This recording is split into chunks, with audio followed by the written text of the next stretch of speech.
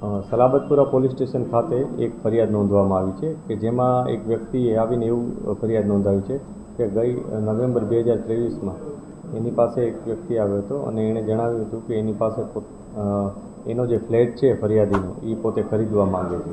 ફરિયાદીએ પોતાની કિંમત 35 લાખ જણાવી હતી, પરંતુ જે ફ્લેટ લેનાર વ્યક્તિ છે એણે આ કિંમત કીધું કે આ તમારો ફ્લેટ બહુ ગેરકાયદેસર છે અને તેથી મને ઓછી કિંમતમાં આપો. ફરિયાદીએ આ બાબતે ના પાડી એટલે એણે ધમકી આપી હતી કે હું આરટીઆઈ કરી અને એની વિગતો મેળવી અને તમારા વિરુદ્ધ જે પણ એજન્સી છે ઓર્ગેનાઇઝેશન એમાં જાણ કરી દઈશ, એટલે તમારું પણ વધારે નુકસાન થશે. આ પ્રકારની ચર્ચા બંને વચ્ચે થઈ હતી.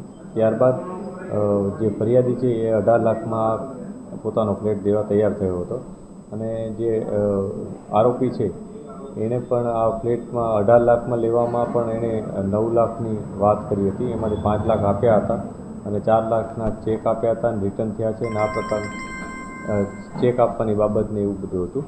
જે બાબતને લઈ પોલીસે ગુનો નોંધ્યો છે. પોલીસે આમાં જે ફરિયાદી છે એનો પક્ષે બળજબરીથી કઢાવી લેવાની બાબત લઈ અને ગુનો નોંધવામાં આવ્યો છે. આમાં આરોપી તરીકે ઝાહિર ખાન કરીને એક વ્યક્તિ છે કે જે એકતા ટ્રસ્ટ તરીકે એક ઓર્ગેનાઇઝેશન પણ ચલાવે છે. પોલીસને આમાં જે પણ વિગત મળશે એ મુજબ કાર્યવાહી કરીશું. આમાં જે પણ એમને એવિડન્સ મળશે એ મુજબ જે આરોપી છે એના વિરુદ્ધ કાર્યવાહી કરવામાં આવશે.